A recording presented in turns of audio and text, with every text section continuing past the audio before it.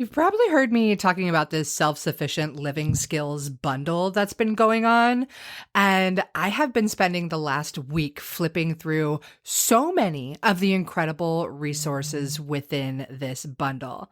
Now, I will say there's a lot. There's over 118 different ebooks and courses and lessons sharing incredible wisdom and knowledge with you so you can live off the land and you don't have to rely on this corrupt and broken system for everything for your family. Anyways, I wanted to share some of my favorite things. One, first off, is off-grid homeopathy. This course is loaded with so much incredible knowledge, talking about homeopathy for first aid, for colds and flu, how to make your own homeopathic remedies. Like, as an herbalist who loves to teach that stuff, that's pretty exciting to hear it in the homeopathy realm. There's also some incredible fermentation guides, so many other amazing herbal recipes and food recipes, and how to make your own sourdough bread, how to do your own organic gardening and canning of all of your foods. Really, there is so much. And yes, I know. I've talked about it a ton, but this entire bundle is only $50 right now until Sunday, March 24th. I'm sharing my herbal first aid skills, which is a course that's $47 on its own. I'm sharing recipes that I used when I got my products into REI for herbal first aid kits and so much more. You'll have to check it out. I'm serious. Like, you can absolutely change your life with this bundle. So there is a link in the show notes for you, and I hope you check it out. I hope you take advantage. Don't worry, you don't have to go through everything right away. You can access everything for up to a year. Once you're in the course or have the download, it's yours for life. It is a steal of a deal. Okay, self-sufficient living skills bundle in the links for you. Today, I want to talk about how adaptogenic herbs can help you to deal with various stressors happening throughout life. I'm going to talk about 3 of my favorite personal adaptogens, and we're just going to talk about what an adaptogen actually is. So I think you're going to enjoy the episode. I love a lot of the herbs I talk about in here, and with the way everything is going today in 2020 and beyond, I think that many of us could really benefit from getting some adaptogens on board. So take a listen and let me know what you think. Enjoy. Welcome to the Herbalist's Path, where we're on a mission to inspire a movement where there's an herbalist in every home. Again, with your host, clinical herbalist, Melissa Mutterspaugh. It's no secret that life has been mighty tough for the majority of people these days. From being in the middle of a pandemic to seeing outrageous acts of systemic racism, all the political upheaval, the inability to see the people you love, or even to just simply get a hug from somebody. Times have been downright hard. And whether these times have you suffering from stress or anxiety, or if it's lack of sleep, immune health issues, or it's the major emotional trauma going on, adaptogenic herbs can offer a great helping hand to support you and your body during these trying times. So the term adaptogen, it's thrown out a lot these days, and I just wanted to go a little bit deeper as to what an adaptogen is, and then of course we will cover a few of my favorite adaptogenic herbs towards the end of this podcast. It was some Soviet scientists back in 1964 that first coined the word or term adaptogen, as they were looking for a way to describe herbs that produce an increase in bodily resistance and vitality and help the body to adapt to and defend against environmental stressors. So yeah, again, adaptogens, they're everywhere, right? But what exactly is an adaptogen? Well, an adaptogenic herb is a plant or mushroom that helps your body to adapt to various stressors in life. Whether the stressors are physical, environmental, spiritual, emotional, or whatever, adaptogens can really be your friend. They help to support your body's metabolic function and they restore balance to your body and the systems within your body. So there are a few guidelines as to what an adaptogen is, and there were three initial ones that were clarified way back in 1968 by a couple of doctors, and they determined that these adaptogens must follow these three guidelines. So number one, an adaptogen, when taken in normal therapeutic doses, is non-toxic. So it has to cause minimal side effects on physical and or mental health. Number two, they produce a non-specific state of resistance to stress, meaning that it keeps the body balanced while facing multiple stressors or harmful influences as they build a great reserve of what's called adaptive energy. And number three, an adaptogen has a normalizing influence on physiology, regardless of the changes caused by the stressors.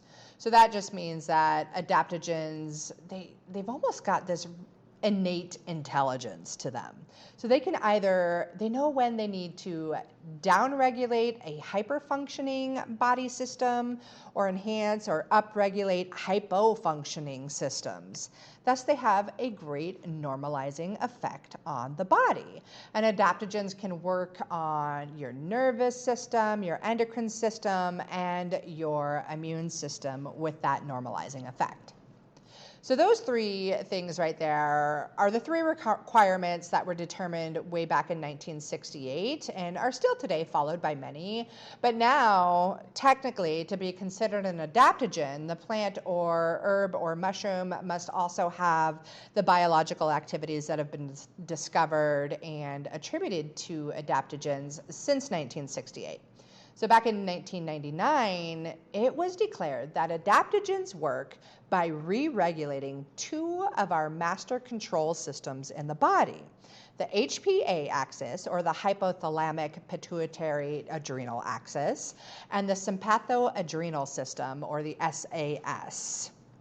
The SAS system is responsible for our fight or flight response to very acute or intense doses of stress, which is basically your body's response to danger. So you can think of that like when your heart starts beating super fast because you see police lights flashing behind you and you get that crazy sudden jolt.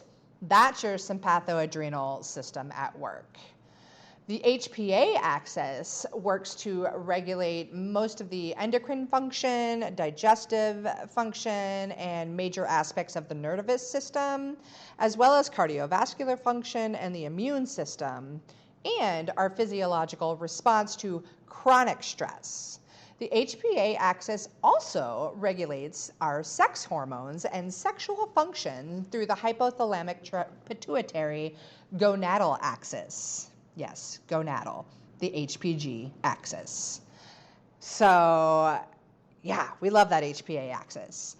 And adaptogens are amazing for their ability to modulate the nervous system, the immune system, and balance our endocrine hormones as they allow your body to maintain homeostasis, which is basically keeping your body in balance and stable within all of its systems. And it helps to build these energy reserves, and it boosts your body's overall vital energy.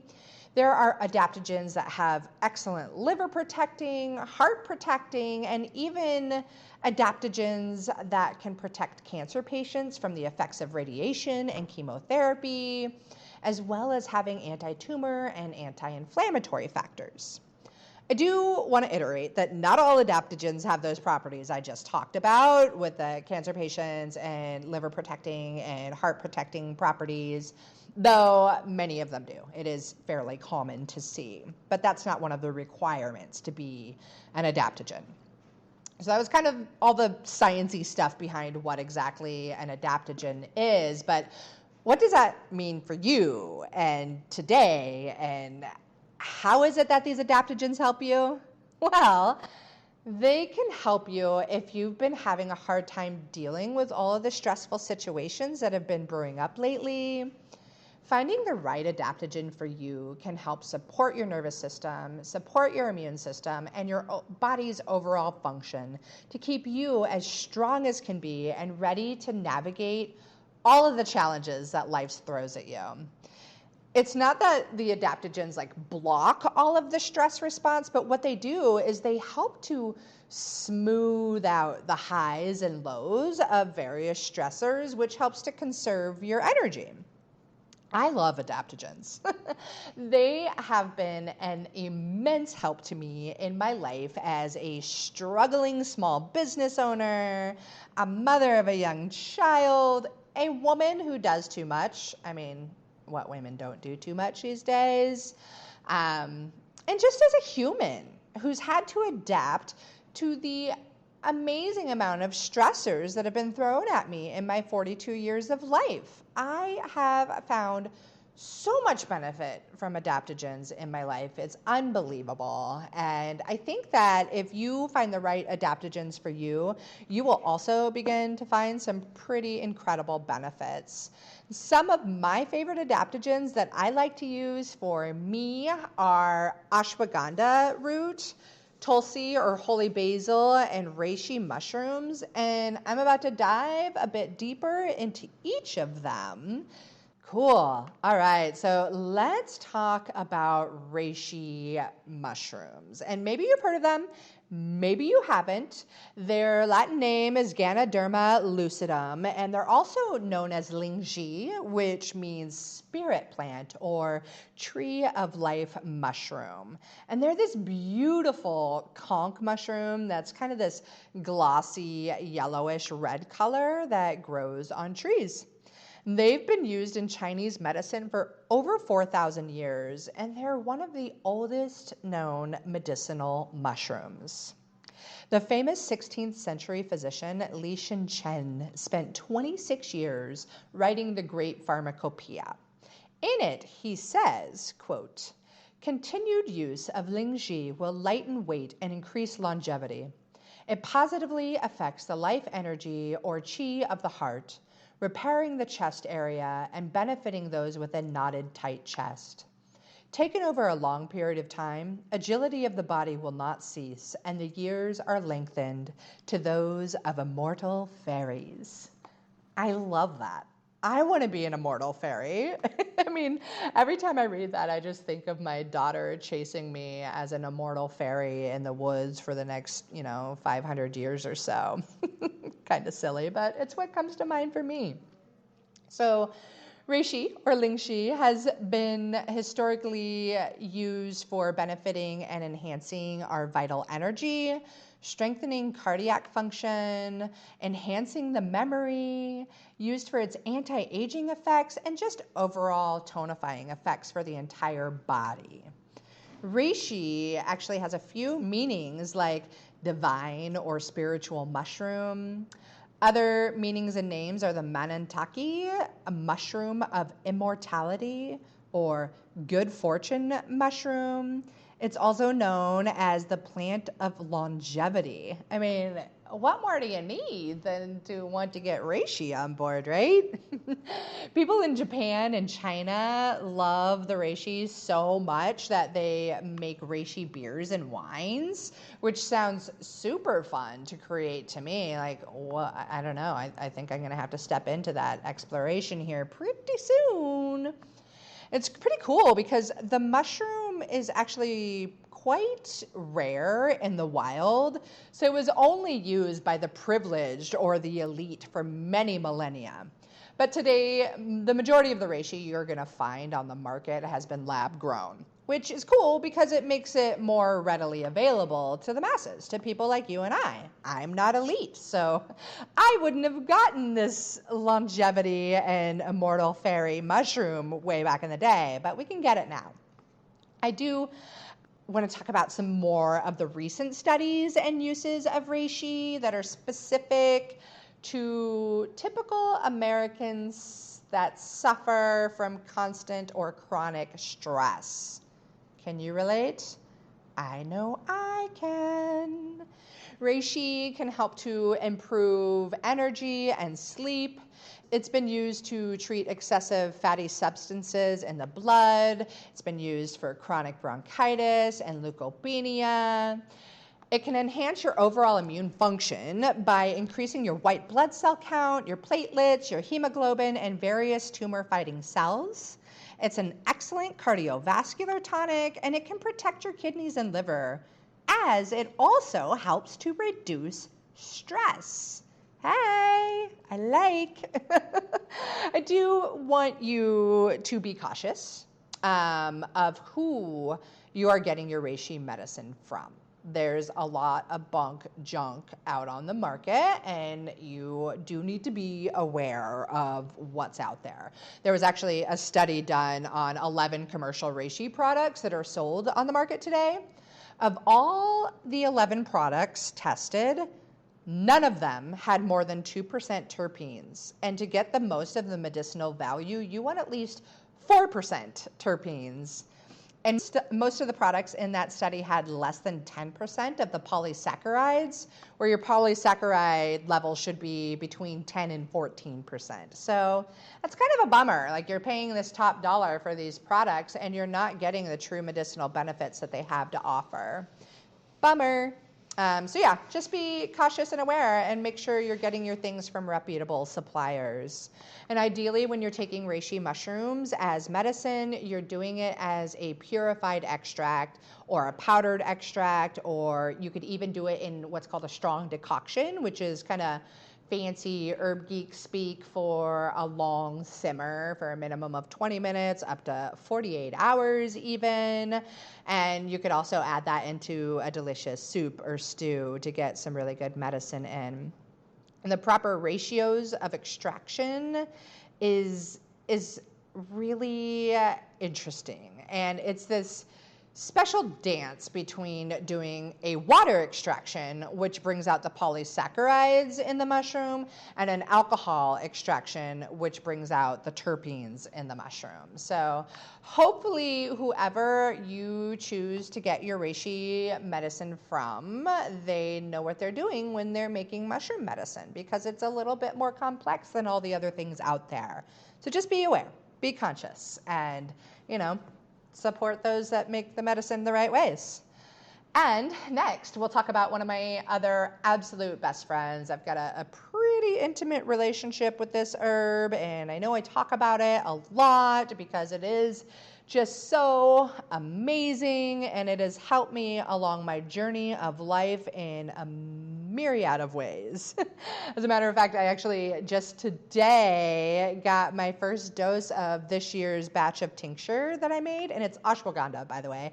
Ashwagandha root is what we are going to talk about, and man, I'm not sure what it is that I do exactly when I make my own personal medicines, but it's just so much better than any other ashwagandha tincture I've ever had. Like, it made me giddy this morning. So I do like to buy the roots from local farmers, and this year I bought my ashwagandha root from Skeeter Pilarski, or Michael Pilarski of Friends of Trees up in Washington. And I pretty much just use a folk method of making the tincture with a fresh root. I get some organic cane alcohol from Organic Alcohol Company in Ashland, Oregon, and I put it all together, and man, it is just so stinking good. I'm kind of blown away. Like, each year I try and make about a gallon just to last for my own personal use. I love it that much, but somehow last year I didn't make that happen, and I had been purchasing other ashwagandha, and man, while those other medicine makers are fantastic, I don't know, nothing compares to when I make my own ashwagandha. Anyway, I'm just gushing like a giddy little ashwagandha schoolgirl or something. And it's because this plant has helped me through my absolute toughest times of life. Thankfully, I am seeing my way out of these toughest times of life, but it helped me handle the immense amount of stress I was going through as I feebly attempted to run 3 different aspects of my business all on my own. I was raising a young child. I lost the house I thought I was going to be living in forever, and then had to move 5 times in 2 years with 3 dogs, and there were no houses available, and some of those moves were actually in tents, and it was crazy, and it was super stressful, and I am so grateful to be on my way back to life that I love in a different fashion. But during those crazy, stressful times, when I took my ashwagandha regularly, I was able to handle the stressors in just a much, much smoother way. I wouldn't break down crying every single day like I did during the times when I forgot to take ashwagandha. It's like, it's this gentle herb, and it's one that you want to take over a long duration.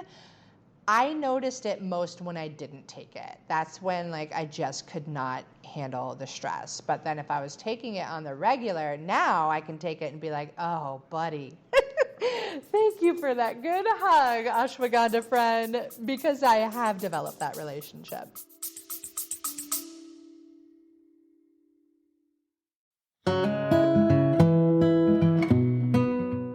Hey, I wanted to take a quick pause to show some love and gratitude to our sponsors of the Herbalist Path podcast, who make this show possible for me and possible for you too.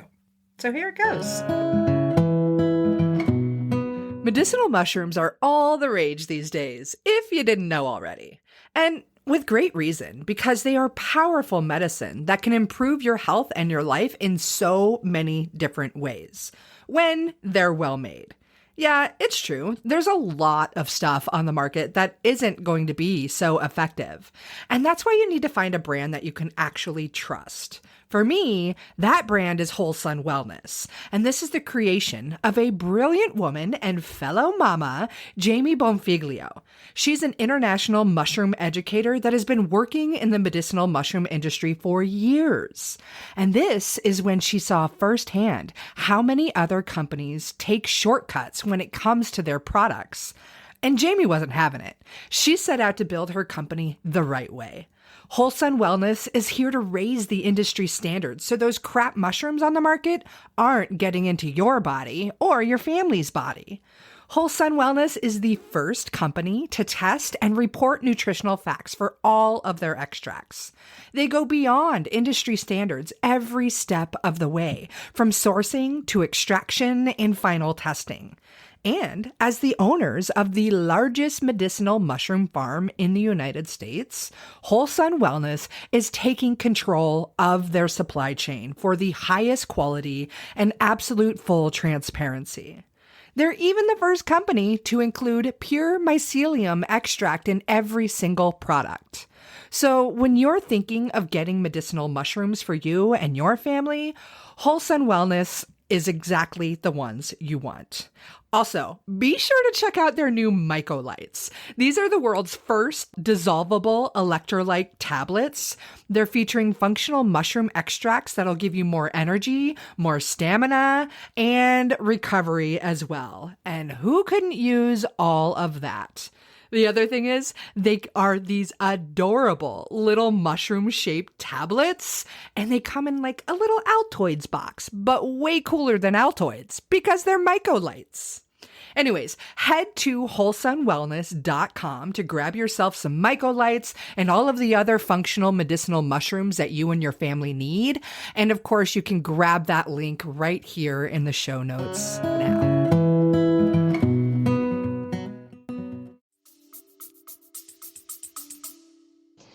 Anyways, I know that's a lot of my personal experience with ashwagandha, which is really, really important. But I want to touch a little bit on it historically and scientifically and things like that. So ashwagandha has been used in Ayurvedic practices as a rasayana, which is to rejuvenate or invigorate the body.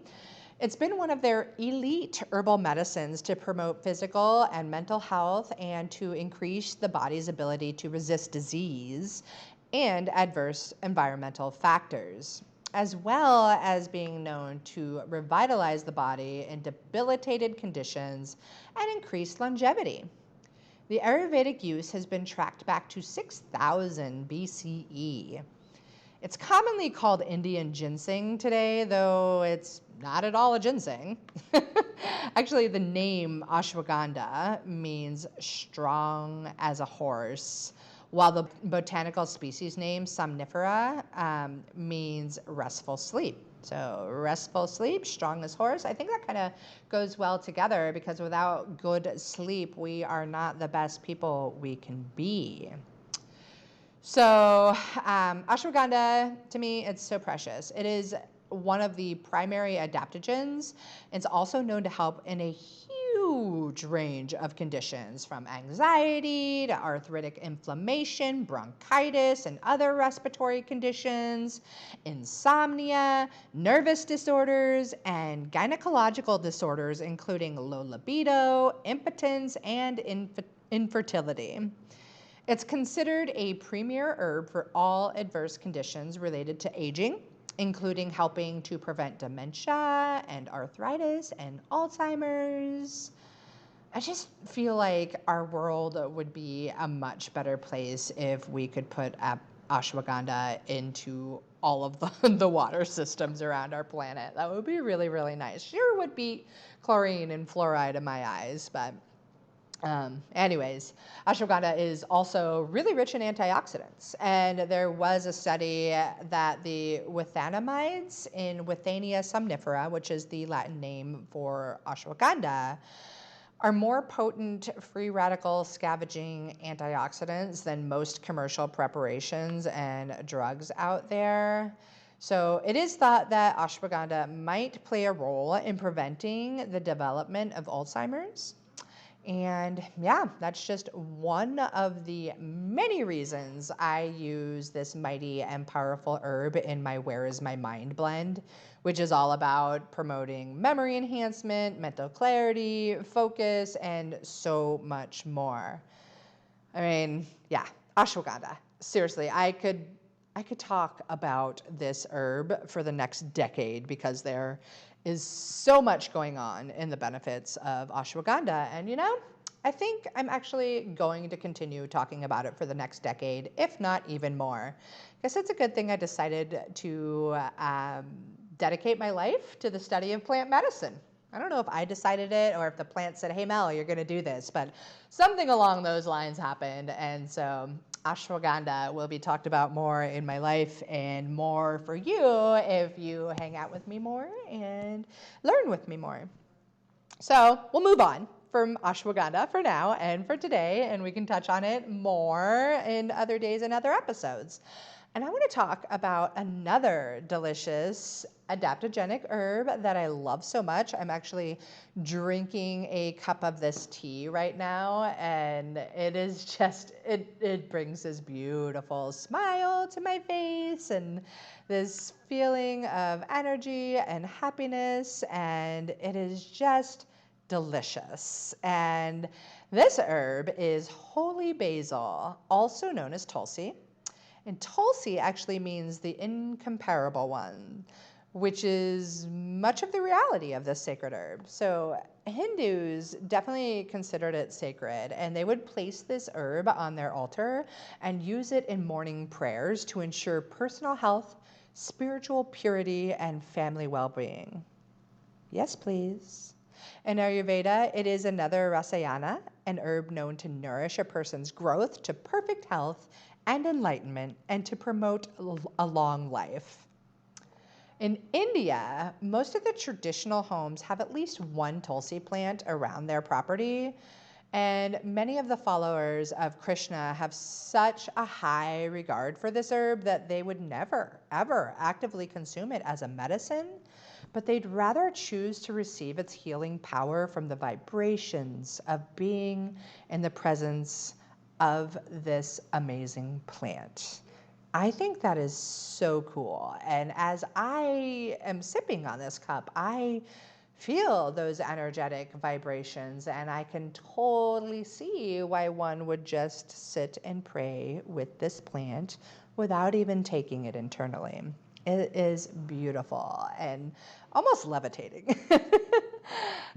Traditionally, though, holy basil is one of the main herbs used for asthma or bronchitis and other cold and flu issues, including helping to bring down a fever. There's a traditional folk remedy talked about to help reduce a fever, and you just cook onion and tulsi together in coconut oil, and once that cools, you put it on the person's head, the person that has fever. You just place it on their head. Just a little folk tulsi remedy for a high fever. It can also be a really fantastic digestive aid, so maybe combine some tulsi and ginger and make a lovely little tea, and that will help for those suffering from indigestion. It can promote circulation and normalize blood pressure. It can even be really helpful for a whole host of skin conditions when it's used topically. So those are all like traditional and historic uses. Research today has shown that tulsi can be amazing for its adaptogenic properties. It's great for immune support and its anti-stress activities. It helps modulate your stress response and elevates the spirit and increases adaptive energy. I am here to tell you, it is elevating the heck out of my spirit right now. I love it. It's also been shown to enhance the endocrine system, increase your endurance and physical performance. It can normalize cortisol levels and lower stress-induced release of adrenal hormones. It can protect the liver and protect eye health. It normalizes blood pressure. It nourishes your cardiovascular system and normalizes the lipids. It works to balance blood sugar and insulin metabolism, and it can even normalize the HPA axis. Remember that one we talked about earlier, the hypothalamic pituitary adrenal axis, and support withdrawal issues from nicotine and drug addiction. That's right, I just said it can normalize the HPA axis as it supports withdrawal issues from nicotine and drug addiction. And best of all, holy basil can relieve mild forms of depression as it elevates your mood and spirit and promotes cheerfulness. And you know what? I straight love cheerfulness, right? Do you? I think our world's been lacking it lately, but I am here to spread more of that to you. And as I must say in all of these episodes is that I'm not a doctor. These herbs are not the herb for everybody everywhere. You do need to work with a qualified herbalist, naturopathic physician, or medical doctor. This is not medical advice, and I am not here to treat, diagnose, or do any of those crazy things to any other diseases or symptoms that you may have. This is just pure education and entertainment, and hopefully you can put it to solid use in your life in whatever way that you need to do for you to make your life a better life and our world a better planet. And if you found this episode to be beneficial, I would be so grateful if you would leave me a review, preferably a 5-star one, just to keep the cheerfulness alive. But your review helps this podcast be seen and heard by many more.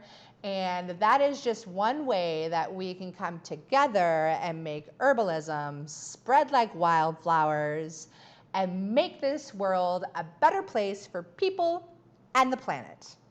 I thank you so much for tuning in, and I hope that you find the right adaptogens for you to make your life better. Have a great day. Thanks for joining us today on the Herbalist's Path, where we're on a mission to inspire a movement where there's an herbalist in every home. Again! If you'd like to support our mission, please subscribe, rate, and review to help others find us. As a thank you, click the link in the show notes to access a delicious and power-packed elderberry syrup recipe. We'd love to see you on Facebook, too, in our new Herbalist's Path community group.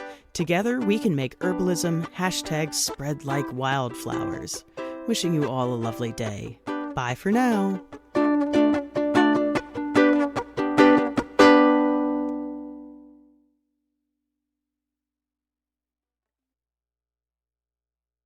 It has been so much fun and so, I don't know, joyous watching all of my medicinal plant friends popping up in my garden, from the elecampane to the comfrey and the arnica. I love seeing these friends pop up. And if you are still trying to decide what to grow in your medicinal herb garden, you've got to grab my guide. It's all about the most essential herbs that every mom should know and should grow. So I teach you how to grow them and the many different ways that you can use them. If you want to grab the guide, go ahead. It's free, and I'm pretty sure you're going to get a lot of delight and use out of it. And there's a link to it in the show notes. I'm wishing you tons of happy medicine planting.